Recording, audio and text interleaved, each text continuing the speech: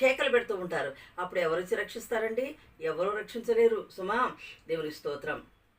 మరి అదే విధముగా వారు దురాలోచనతో నిన్ను గూర్చి పలుకుదురు. ఎన్నో పలుకులు పలుకుతారు. ఇప్పుడే చెప్పాను కదండి, మోసపుచ్చుటకై నీ నామమును బట్టి ప్రమాణము చేయుదురు.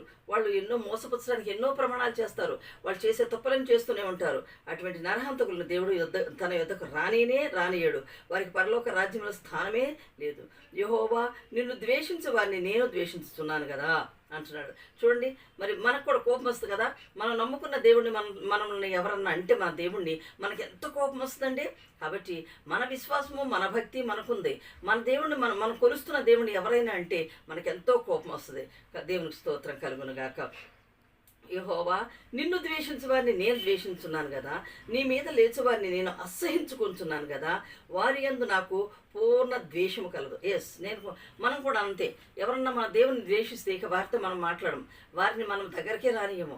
అబ్బో వాళ్ళకి దేవుడు లేడంటారు, మన దేవుడిని నిందిస్తారు, మన దేవుడిని ఇట్లా తిడుతున్నారు, మన దేవుడిని అపహాస్యం చేస్తున్నారని వాళ్ళ జోలికి వెళ్ళాం. కానీ వాళ్ళ కోసం మనం ప్రార్థిస్తాము, ప్రార్థించవలసిన వారమై ఉన్నాము. అది మన బాధ్యత.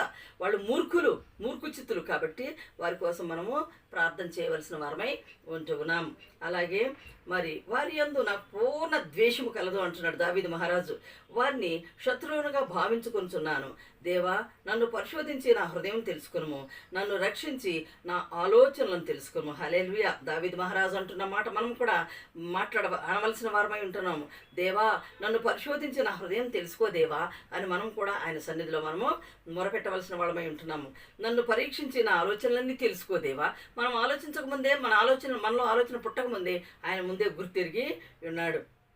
అదేవిధంగా దేవా నీకు ఆయాస్కరమైన సంగతులు, నీకు ఆయాస్కరమైన మార్గము నా యందున్నదేమో చూడయ్యా, నిత్య మార్గమున నన్ను నడిపించుము అని మనం దావీదు మహారాజు రాసినటువంటి కీర్తన. ఈ మాటలను మనం కూడా పలకవలసిన వారమై ఉంటున్నాము. ఏమంటున్నాడు? దేవా నన్ను పరీక్షించి నా ఆలోచనలను తెలుసుకోదేవా, నన్ను పరిశోధించి నా హృదయం తెలుసుకోదేవా